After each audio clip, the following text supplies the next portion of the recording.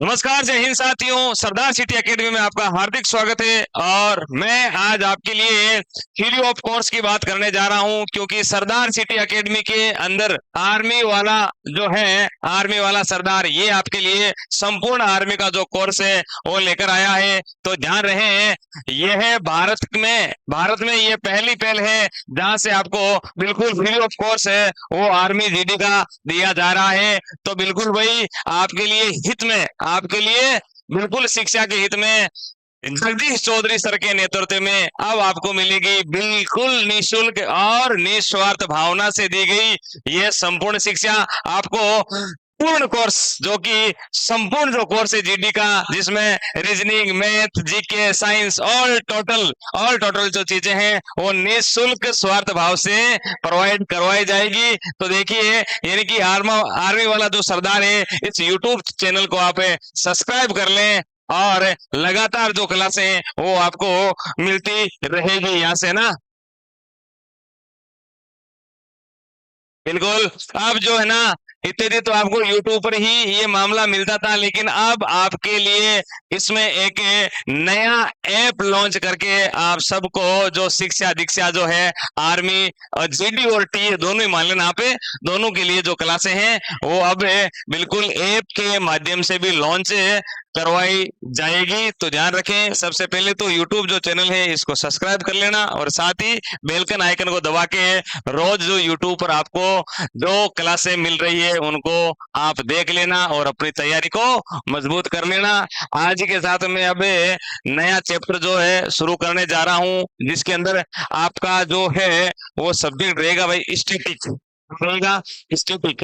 और स्टैटिक में क्या पढ़ना है वो मैं आपको बताऊं भाई। स्टैटिक का मतलब होता है कि जो स्टाइपन है, जो स्टाइपन है, और स्टाइपन में क्या क्या चीजें पूछी जाती है वो सारी प्रोवाइड कराने जा रहा हूं।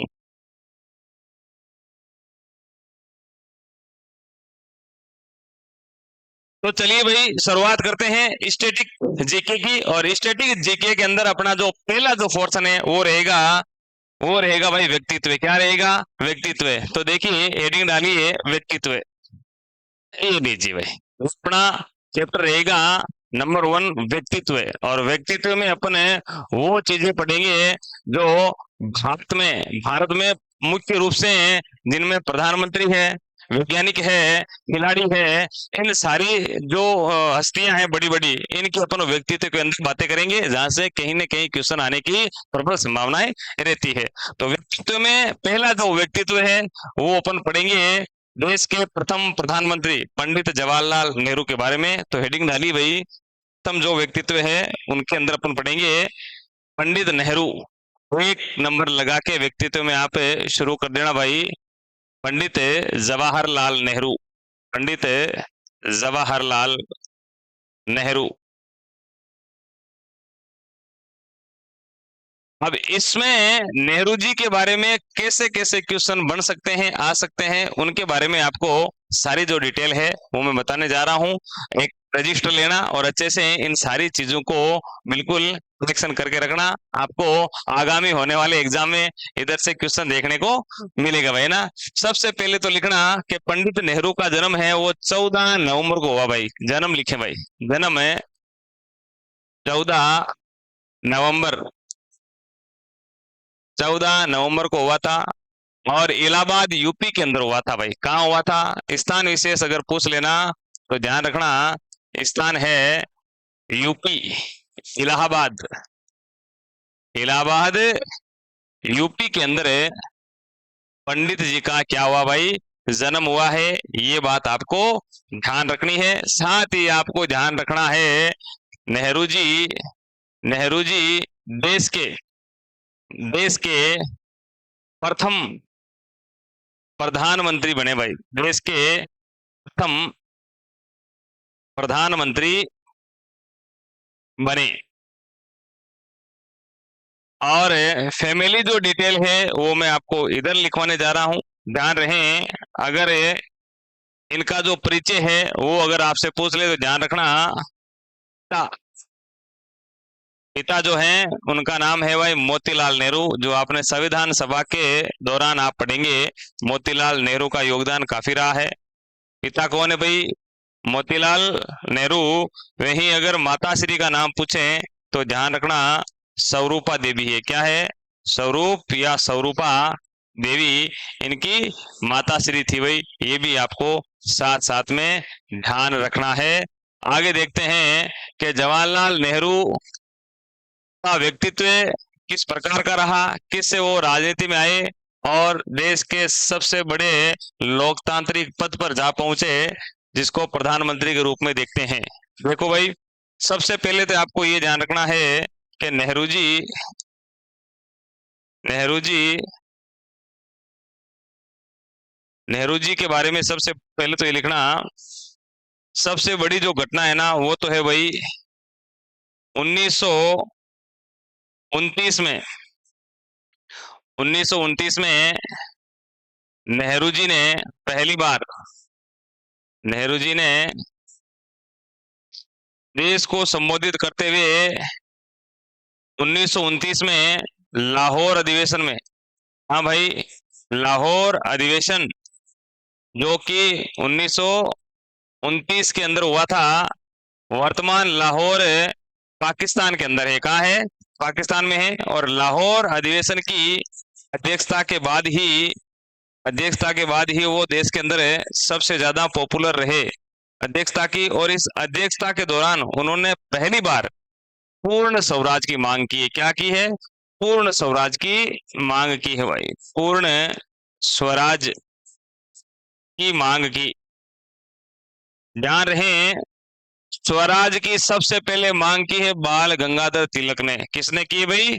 बाल गंगाधर तिलक ने कहा कि स्वराज्य मेरा जन्म सिद्ध अधिकार है और मैं इसे लेकर रहूंगा। लेकिन ध्यान रखें, पूर्ण स्वराज की जो मांग है वो नेहरू जी द्वारा लाहौर कांग्रेस अधिवेशन 1929 के अंदर की गई थी। ये बात आपको ध्यान में रखनी है। और यहीं पर इस बात का भी आपको ध्यान रखना है कि देश के अंदर पहली बार स्वतंत्रता दिवस जो है वो कब मनाया गया था? तो ध्यान रहे 1930 में।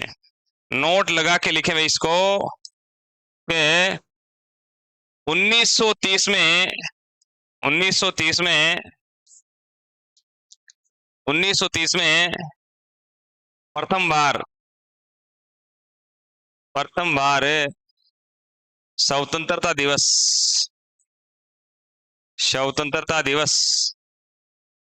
ये क्वेश्चन कई बार पूछा गया भाई। भारत ने पहली बार स्वतंत्रता दिवस 15 अगस्त को नहीं मनाया है।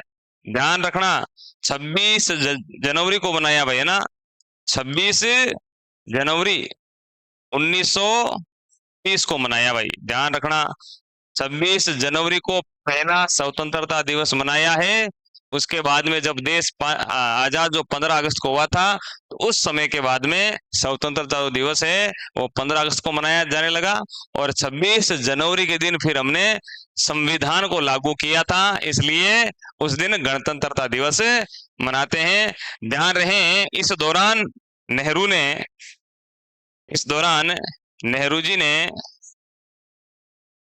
नेहरू जी ने रावी नदी के तट पर, कौन सी बेटा? रावी नदी के तट पर तिरंगा फहराया भाई। क्या फहराया बेटा? तिरंगा फहराया। ये बात भी आपको ध्यान रखनी है भाई, है ना।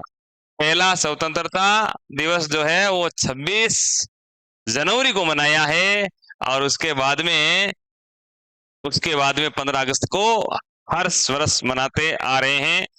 इसके साथ में आपको ध्यान रखना है, नेहरू जी की अगली जो बात है ना, बड़ी बात, वो ये ध्यान रखनी है कि 1947 के अंदर, सॉरी 46 में, जब देश आजाद होने की कगार पर था, उस समय देश के गवर्नर जनरल थे भाई वेवेल। और वेवेल ने नेहरू जी को एक संस्था के रूप में अपने मंत्रियों के साथ में इनवाइटेड किया, आमंत्रित किया। और 2 सितंबर 1946 को एक नई सरकार का गठन किया, जिसको अंतरिम सरकार कहा गया। वेरी वेरी इंपॉर्टेंट, कई बार पूछा गया क्वेश्चन 1946। ध्यान रहे 1946, ध्यान रहे 2 सितंबर। कब बेटा? 2 सितंबर 1946 को 1946 को वेवेल ने, वेवेल की अध्यक्षता में, ऐसे लिखो, वेवेल की अध्यक्षता में, वेवेल की अध्यक्षता में नेहरू द्वारा अंतरिम सरकार का गठन किया गया। ये बहुत इंपॉर्टेंट है भाई, कई बार पूछा गया है। अंतरिम सरकार का गठन किया गया। और ध्यान रहे भाई, अंतरिम सरकार का एक बार क्वेश्चन पूछा था कि अध्यक्ष कौन था, तो अध्यक्ष वेवेल था बेटा ना, नेहरू मत कर देना। उपाध्यक्ष कौन बने? नेहरू बने। अंतरिम सरकार का गठन किया। इसका अध्यक्ष वेवेल था भाई। कौन था? वेवेल। और वेवेल कौन है भाई? वेवेल आपको पता होना चाहिए, भारत का उस समय का गवर्नर जनरल है वेवेल। वह उपाध्यक्ष जो है वो नेहरू बने भाई। कौन बने? नेहरू जी। और साथ ही आपको ध्यान रखना है कि अंतरिम सरकार का जो प्रधानमंत्री है वो भाई नेहरू जी को बनाया गया। ये भी आपको ध्यान में रखना है, ये भी आपको ध्यान में रखना है। चलो भाई, इसको थोड़ा सा ऊपर लेके अच्छे से और लिखो इसमें, या अगला पेज ले लो। अगले में लिखो ये कि अंतरिम सरकार के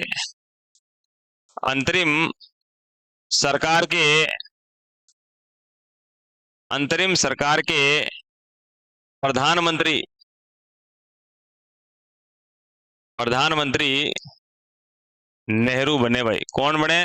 नेहरू जी बने। ये आपको भली भांति ध्यान रखना है। अध्यक्ष पूछे तो वेवेल, और अगर आपको पूछे प्रधानमंत्री कौन बने तो नेहरू बने। साथ ही आपको ध्यान रखना है, इस अंतरिम सरकार में रक्षा मंत्री बलदेव सिंह को बनाया गया भाई। किसको बनाया? बलदेव सिंह को। बलदेव सिंह बने। और साथ में आपको ध्यान रखना है, इसी अंतरिम सरकार में वित्त मंत्री, ये बड़े नाम है ना, ये बहुत बड़े नाम है जहां से क्वेश्चन बनते हैं। वित्त मंत्री बने लियाकत अली। कौन बने बेटा? लियाकत अली को, बिल्कुल लियाकत अली को वित्त मंत्रालय सौंपा गया। ये भी आपको बिल्कुल ध्यान में रखना है। तो नेहरू के निर्देशन में ही अंतरिम सरकार का गठन हुआ और नेहरू ने ही अपनी संस्था को संभाला। यानी कि 2 सितंबर 1946 से नेहरू प्रधानमंत्री माने जाने लग गए। लेकिन आपको ध्यान रखना है, स्वतंत्र भारत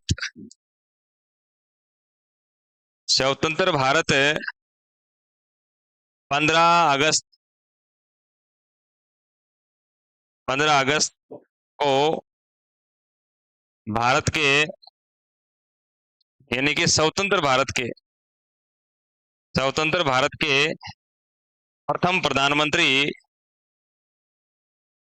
प्रधानमंत्री भी कौन भाई? नेहरू जी बने। प्रथम प्रधानमंत्री नेहरू ही बने। यानी कि आपको ध्यान रखना है, अगर गुलाम भारत की बात कर लेना तो भी प्रधानमंत्री कौन है? नेहरू है। अगर बात कर लें कि स्वतंत्र भारत के प्रथम कौन है, तो नेहरू जी ही है ना। तो बिल्कुल ये सारी बातें आपको डिटेल में ध्यान रखनी है भाई, है ना। इसमें एक चीज और ध्यान रखना, सन 1947 को जब देश आजाद हुआ, तब भारत व पाक के मध्य युद्ध हुआ भाई। और क्यों हुआ था ये मैं आपको बताऊं कि नेहरू जी के समय में एक सबसे बड़ी गलती भारत की सरकार ने ये रखी कि धारा 370 के दौरान जम्मू एंड कश्मीर को विशेष दर्जा दे दिया गया। कौन सा विशेष दर्जा दे दिया गया? और भारत और पाक के मध्य युद्ध, ध्यान रहे युद्ध हुआ था क्योंकि पाकिस्तानी सेना के साथ में कबायली लोगों ने भारत पर अटैक कर दिया था और जम्मू एंड कश्मीर के बहुत बड़े हिस्से पर अधिकार कर लिया। इसके बाद में भारतीय सेना ने पाकिस्तानी और कबायली लोगों को वहां से खदेड़कर एलओसी जो रेखा है वर्तमान की, वो एक रेखा निर्धारित उधर कर दी गई। तो 1947 में भारत पाक युद्ध के समय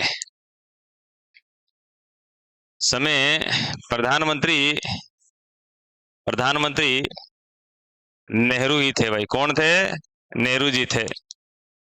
ये भी आपको ध्यान में रखना है। आगे देखो भाई, सन 1950 जब देश के प्रधानमंत्री नेहरू थे, उस समय 1950 में नेहरू द्वारा एक योजना आयोग का गठन किया गया है ना, जिसे वर्तमान में नीति आयोग बोलते हैं भाई ना। नेहरू जी ने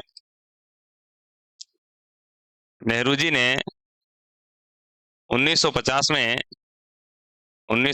में योजना आयोग का गठन किया भाई। इंपॉर्टेंट फैक्ट है ये, योजना आयोग क्वेश्चन पूछा जाता है भैया। योजना आयोग का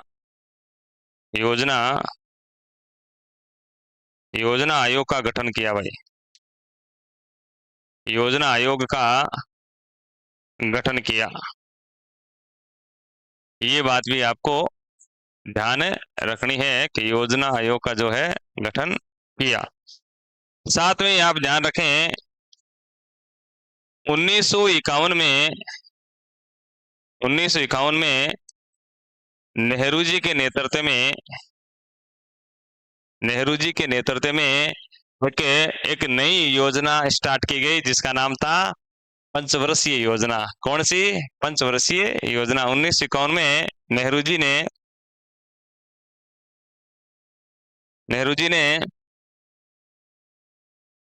पंचवर्षीय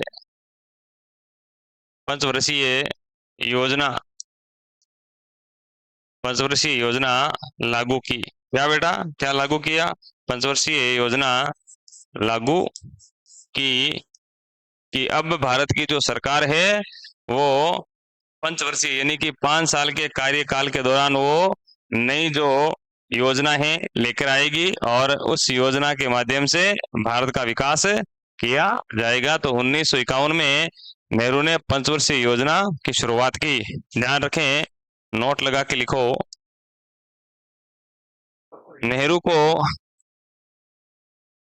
नेहरू जी को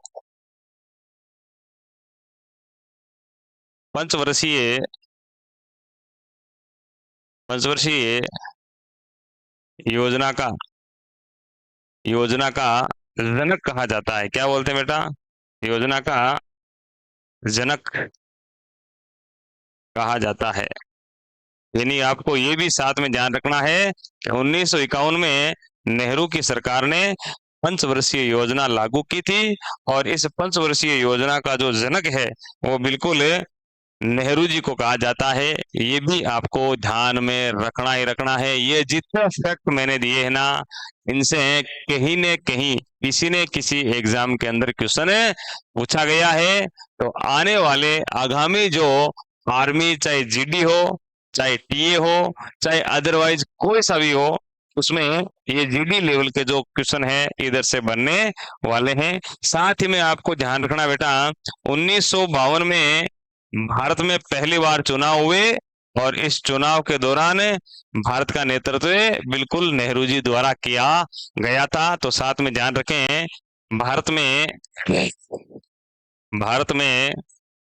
प्रथम आम चुनाव कौन से बेटा? प्रथम है आम चुनाव।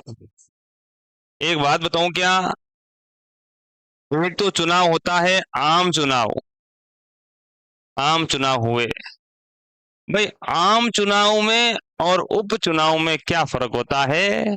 आम चुनाव तो वो होते हैं जो लगातार 5 साल की सरकार चलने के बाद में करवाए जाते हैं, जैसे 52 में हुए, फिर 57 में हुए, है ना, इस प्रकार से। लेकिन कई बार क्या है कि सरकार बीच में ही गिर जाती है, समाप्त हो जाती है, तो उस दौरान जो चुनाव होता है वापस, या किसी सांसद की या एमएलए की अनिश्चित काल के अंदर मृत्यु हो जाती है, तो उस क्षेत्र के अंदर उपचुनाव करवाए जाते हैं। क्या करवाते हैं? चुनाव करवाए जाते हैं। ये आम चुनाव है। आम चुनाव हुए। प्रधानमंत्री कौन भाई? प्रधानमंत्री नेहरू के नेतृत्व में, प्रधानमंत्री नेहरू जी के नेतृत्व में प्रथम आम चुनाव हुए भाई, है ना। ये भी आपको ध्यान रखना है। इसके बाद में आपको ध्यान रखना है 1954 में नेहरू ने एक पंचशील सिद्धांत दिया था। वो चाइना के साथ में एक समझौता था, पंचशील सिद्धांत। ये बेटा वेरी वेरी इंपॉर्टेंट है, स्टार बना लेना इसको। देखो 1954 में 1954 में नेहरू जी ने नेहरू जी ने पंचशील सिद्धांत दिया। कौन सा सिद्धांत दिया भाई? पंचशील सिद्धांत दिया। पंचशील सिद्धांत दिया। क्या था पंचशील सिद्धांत? तो ध्यान रखें, पंचशील सिद्धांत चीन के साथ स्थापित किए।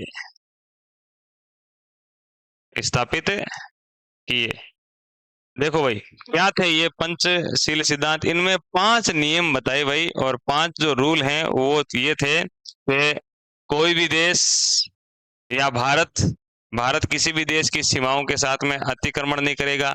एक दूसरे से देश से पड़ोसी देश है उनके साथ में शांति स्थापित रखेगा, और एक दूसरे की सीमाओं का आदर करेगा।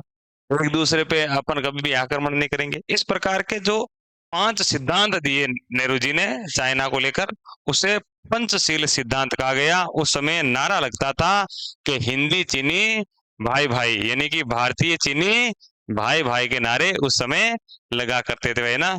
और साथ ही आपको ध्यान रखना है, अगली स्लाइड देखो। नेहरू जी ने नेहरू जी ने गुट निरपेक्ष, कौन सी भाई? गुट निरपेक्षता का सिद्धांत दिया। गुट निरपेक्षता का सिद्धांत दिया। ये भी आपको ध्यान रखना है कि गुट निरपेक्षता का जो सिद्धांत है वो बिल्कुल नेहरू जी ने दिया। क्या था भाई ये गुट निरपेक्ष? तो मैं आपको बता दूं कि 1939 से लेके 1945 तक संपूर्ण विश्व के अंदर बहुत बड़ी घटना हुई, जिसको अपन बिल्कुल द्वितीय विश्व युद्ध के रूप में पढ़ते हैं। इस द्वितीय विश्व युद्ध में संपूर्ण जो विश्व है ये 2 पार्टों में बंट गया था। एक महाशक्ति के रूप में तो उभरा यूएसए, यानी संयुक्त राष्ट्र अमेरिका और संयुक्त राज्य अमेरिका, और दूसरा जो पनपा वो यूएसएसआर, यानी कि दूसरा जो खेमा बना वो बना सोवियत संघ रूस का। अब संपूर्ण जो छोटे बड़े देश थे वो इन खेमों के अंदर शामिल हो रहे थे। जब भारत का नंबर आया कि भारत संयुक्त राज्य अमेरिका वाले जो खेमे के अंदर है वो शामिल होगा या दूसरे खेमे सोवियत संघ रूस में, तब नेहरू जी ने गुट निरपेक्ष, यानी कि किसी भी गुट के अंदर हम शामिल नहीं होने वाली जो नीति है वो अपनाई। तो ध्यान रहे, शीत युद्ध के दौरान शीत युद्ध शीत युद्ध के दौरान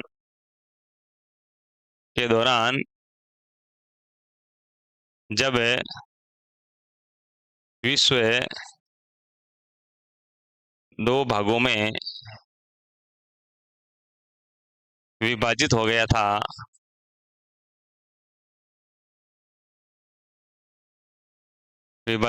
था, तब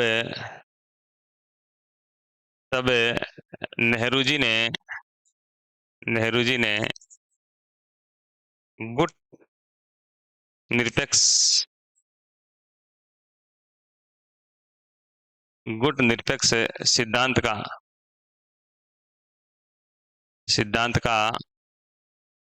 पालन करते हुए किसी भी गुट में शामिल न होने का प्रस्ताव रखा। यानी कि हम किसी के साथ में शामिल नहीं होंगे और हमारा जो सिद्धांत है वो बिल्कुल तटस्थ रहेगा, गुट से निरपेक्ष, यानी कि किसी के साथ में शामिल होने का नहीं रहेगा। तो ध्यान रखना, पंचशील सिद्धांत भी नेहरू ने ही दिए। और एक चीज और ध्यान रखना कि गुट निरपेक्षता का जो सिद्धांत है वो भी अपने प्रधानमंत्री जी ने दिया है, ये भी आपको ध्यान रखना है। आगे लिखो, सन 1962 में, तो भैया 1962 में ये बहुत बड़ी घटना थी उस समय की। चाइना ने बिल्कुल भारत पर अटैक किया था, और अटैक हुआ था भाई जिसके दो कारण बड़े माने जाते हैं। एक तो अक्षीय चीन के उस क्षेत्र को लेकर, कुछ भाग तो लद्दाख का और कुछ अरुणाचल प्रदेश का, वो भाग जिसके लिए चाइना अपना हक जताता था, इसको अक्षीय चीन के नाम से जाना जाता था। इस अक्षीय चीन को लेकर इन दोनों के बीच में विवाद होता है, और अंत में एक नेपाल के या तिब्बत क्षेत्र के एक धर्म गुरु थे, दलाई लामा, उसको भारत ने शरण दे दी थी। और ये दूसरा कारण माना जाता है, जब चाइना ने हमें ये कहकर ललकारा कि या तो युद्ध के लिए तैयार रहो या फिर दलाई लामा को हमें सौंप दो, और नेहरू की सरकार ने उस संत को वापस नहीं सौंपा और ये युद्ध हुआ। तो ध्यान रहे, 1962 में भारत व चीन के मध्य युद्ध हुआ, बिल्कुल युद्ध हुआ था भाई, है ना। युद्ध हुआ था जिसमें लिखो, जिसमें चीन चीन ने भारत को मात दी। कारण लद्दाख व लद्दाख व अरुणाचल लद्दाख व अरुणाचल प्रदेश के कुछ हिस्से पर उसने अपना अधिकार बताया, अपना अधिकार बताकर मैकमोहन रेखा का उल्लंघन किया। मैकमोहन रेखा जो कि भारत और चाइना के मध्य है, रेखा का उल्लंघन किया, उल्लंघन किया। तो ये सारी बातें नेहरू के काल की है। नेहरू के काल में बिल्कुल 1947 में देश आजाद हुआ। 2 सितंबर 1946 में अंतरिम सरकार का गठन किया। तमाम चुनाव नेहरू के समय में हुए, 1952 के अंदर हुए। और ध्यान रखना, 50 के अंदर उन्होंने, जो नेहरू की सरकार थी, उन्होंने योजना आयोग की शुरुआत की 1950 में, और 51 के अंदर पंचवर्षीय योजना लागू की, 52 में चुनाव हो गए, और 55 में उन्होंने पंचशील सिद्धांत दिया, 54 में। और ध्यान रखना, 1954 में ही नेहरू को बिल्कुल क्या मिला भाई, नेहरू को मिला भारत रत्न पुरस्कार, है ना। हाँ, ये भी आपको साथ साथ में ध्यान रखना है। 62 के अंदर नेहरू के समय में चाइना और भारत के मध्य युद्ध भी हुआ है। तो नोट लगा के लिखो, नोट लगा के लिखो भाई, 1954 में 1954 में नेहरू जी को भारत रत्न पुरस्कार,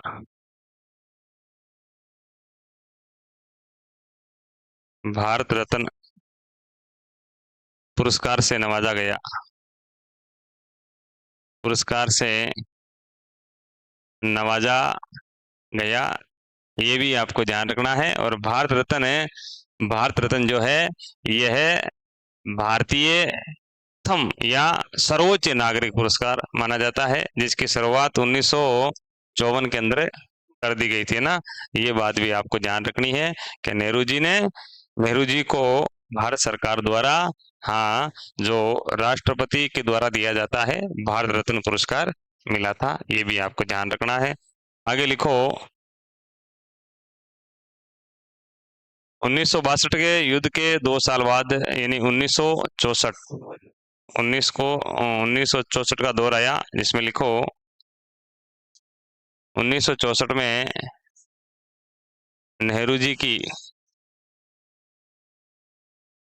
मृत्यु हो गई।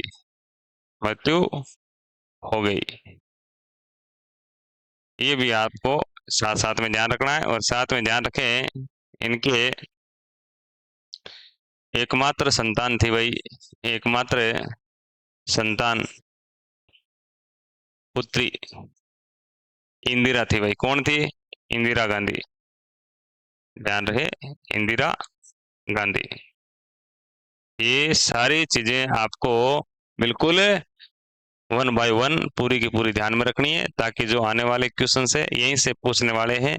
यहीं से ज्यादा, इससे ज्यादा कोई भी जो क्वेश्चन है वो पूछने की कोई संभावना नहीं रहेगी। जीडी लेवल का मामला तो यही है, और इसको आराम से याद कर लेना भाई ना। बिल्कुल भाई। चलो, ये चैप्टर तो है वो नेहरू जी का संपूर्ण हुआ। अब आगे की क्लास के अंदर है जो आपके लिए मैं लेके आऊंगा क्लास, उसके अंदर आपको ध्यान रखना है, एक नया व्यक्तित्व होगा जो भारत के दूसरे प्रधानमंत्री होंगे, या इसी में आप इंक्लूड कर लो ना।